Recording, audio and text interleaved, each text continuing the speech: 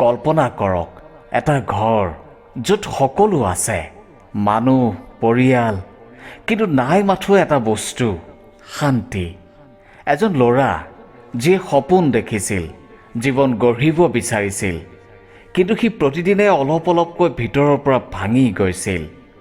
এইটো কোনো গল্প নহয়, এইটো হৈছে এক বাস্তৱ সত্য, প্ৰিয়াংশু শ্ৰীবাস্তৱৰ কাহিনী। প্ৰিয়াংশু মাত্ৰ 23 বছৰীয়া এজন আইনজীৱী অৰ্থাৎ উকিল আছিল। জীৱনৰ এই সময়ত মানুহে নিজৰ কেৰিয়াৰ গঢ়ে, সপোন পূৰণ কৰে, লাভ বিলাসৰ কথা চিন্তা কৰে, কিন্তু তেওঁৰ জীৱনত আছিল একেবাৰে বিপৰীত কাহিনী। সৰু থাকোঁতেই তেওঁৰ ওপৰত জাপি দিয়া হৈছিল কঠোৰ নিয়ম, ভয় আৰু মানসিক চাপ। মাত্ৰ 6 বছৰ বয়সত এটা সৰু ভুল, ফ্ৰিজৰ পৰা আমৰ জুচ খোৱা, আৰু তাৰ শাস্তি, কাপোৰ খুলি ঘৰৰ পৰা বাহিৰলৈ খেদি পঠিয়াই দিছিল। অৰ্থাৎ সাধাৰণ আমৰ জুচ ফ্ৰিজ খুলি খোৱাটো তেওঁৰ বাবে আছিল অপৰাধ, আৰু সেই অপৰাধৰ শাস্তি হিচাপে তেওঁ কাপোৰ খুলি ঘৰৰ বাহিৰত ৰখা হ'ল। ভাবি চাওকচোন, এটা সৰু শিশুৰ মনত এই কথাটোৱে কিমান ডাঙৰ আঘাত দিব পাৰে। দিনবোৰ পাৰ হৈ গৈছিল, কিন্তু প্ৰিয়াংশুৰ মনৰ পৰা সেই ভয়, সেই চাপ কম হোৱা নাছিল। প্ৰতিটো কামৰ হিচাপ, প্ৰতিটো মিনিটৰ জবাবদিহি। এইটো শিক্ষা নহয়, এইটো হৈছে মানসিক অত্যাচাৰ। যেতিয়া প্ৰিয়াংশু ডাঙৰ হ'ল, তেতিয়াও সেই পৰিস্থিতি একেই আছিল, সলনি নহ'ল। হাইস্কুলৰ ফলাফল অহাৰ আগতেই দেউতাকে তেওঁক সকিয়নি দিছিল যে যদি নম্বৰ কম আহে তেন্তে কাপোৰ খুলি বাহিৰ কৰি দিম। এইটো কেৱল এটা বাক্য নহয়, এইটো হৈছে ভয়ৰ ভিতৰত জীৱন জীয়াই থকাৰ এক আৰম্ভণি। প্ৰতিদিনে তিল তিলকৈ মৰাৰ দৰে অনুভৱ। এনে অৱস্থাৰ মাজেৰে জীৱন অতিবাহিত কৰিব লাগিলে মানুহ এটা সময়ত হাৰি যায় আৰু শেষত জীৱনটো শেষ কৰি দিয়াৰ সিদ্ধান্ত লয়, যিটো প্ৰিয়াংশুৱেও ল'লে। কানপুৰৰ এটা 5 মহলীয়া ভৱনৰ ওপৰৰ পৰা প্ৰিয়াংশুৱে এটা সিদ্ধান্ত ল'লে, যিটো কেতিয়াও সলনি কৰিব নোৱাৰি। তেওঁৰ শেষ কথাবোৰ আছিল মানুহৰ হৃদয় কঁপাই তোলা। মোৰ মৃতদেহটো মোৰ পাপাই যাতে স্পৰ্শ নকৰে। মই হাৰি গ'লোঁ মা, পাপা জিকিল, লাভ ইউ মম্মী। এইটো কেৱল এটা ছুইচাইড নোট নহয়, এইটো হৈছে এজন পুত্ৰৰ অন্তিম চিঞৰ। প্ৰকৃততে কানপুৰৰ কাছাৰীৰ বা আদালত ভৱনৰ প্ৰাংগণত বৃহস্পতিবাৰে অৰ্থাৎ 23 এপ্ৰিল তাৰিখে দুপৰীয়া সময়ত এক তীব্ৰ চাঞ্চল্যৰ সৃষ্টি হয়, যেতিয়া 5 মহলীয়া আদালত ভৱনৰ পৰা অধিবক্তা প্ৰিয়াংশু শ্ৰীবাস্তৱে জাপ মাৰি আত্মহত্যা কৰে।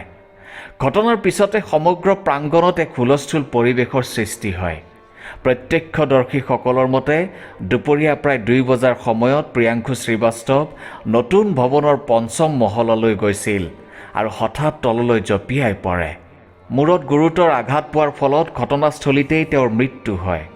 খবৰ পাওঁতেই আৰক্ষী বিষয়া ঘটনাস্থলীত উপস্থিত হৈ ঘটনাটোৰ তদন্ত আৰম্ভ কৰে। তদন্তত প্ৰকাশ পাইছে যে প্ৰিয়াংশু শ্ৰীবাস্তৱে নিজৰ হোৱাটছএপ ষ্টেটাছত 2টা পৃষ্ঠাৰ এটা ছুইচাইড নোট প্ৰকাশ কৰিছিল। ছুইচাইড নোটত আইনজীৱী প্ৰিয়াংশু শ্ৰীবাস্তৱে লিখিছে, এতিয়ালৈকে মোৰ লগত যিবোৰ ঘটনা ঘটিছে সেইবোৰৰ পিছত এইদৰে লজ্জাহীন জীৱন জীয়াই থকাৰ কোনো অৰ্থ মই দেখা পোৱা নাই। এতিয়া প্ৰশ্নটো হৈছে, ইয়াৰ বাবে দায়ী কোন? কেৱল পিতৃ নে সমাজো? সঁচা কথাটো হৈছে আমি বহু সময়ত ডিচিপ্লিনৰ নামত আমাৰ সন্তানক মানসিক চাপ প্ৰয়োগ কৰোঁ বা টৰ্চাৰ কৰোঁ। সন্তানৰ এই ক্ষেত্ৰত দায়িত্ব কি? সন্মান কৰা, শিকিবলৈ চেষ্টা কৰা, কিন্তু সিহঁতটো ৰবট নহয়, মানুহ। এই ক্ষেত্ৰত পিতৃ মাতৃৰ কৰণীয় কি? বুজা, শুনা আৰু মৰমেৰে পথ দেখুওৱা, ভয় নহয়, বিশ্বাসেৰে সন্তান ডাঙৰ কৰা। এনে ঘটনা কিয় ঘটে? ইয়াৰ আঁৰত কেইবাটাও গভীৰ কাৰণ আছে। অত্যাধিক আশা। প্ৰথম কাৰণটো হৈছে অত্যাধিক আশা।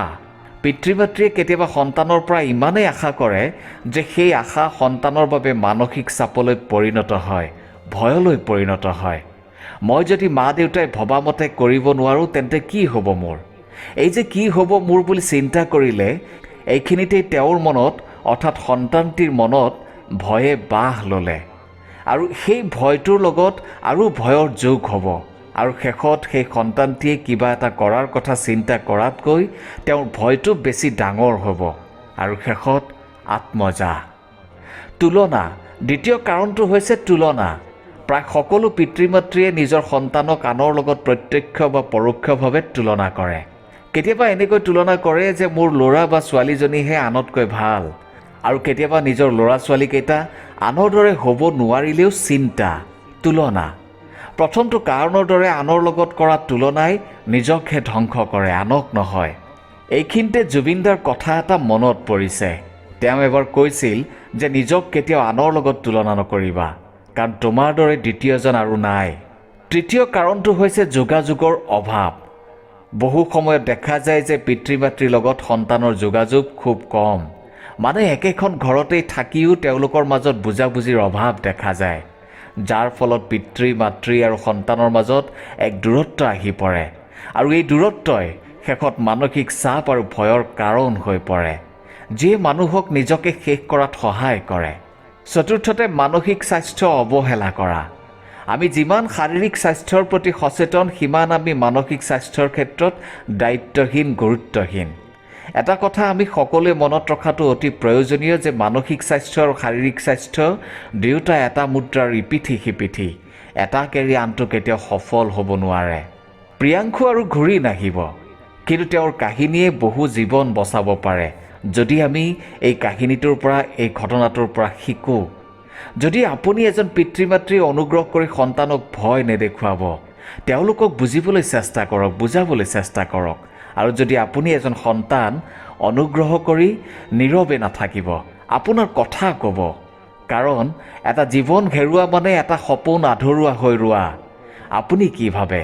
আপোনাৰ মতামত নিশ্চয় জনাব, আৰু ভিডিঅ'টো যিমান পাৰে শ্বেয়াৰ কৰিব। হয়তো এই ভিডিঅ'টোৱে কাৰোবাৰ জীৱন বচাব পাৰে। ধন্যবাদ।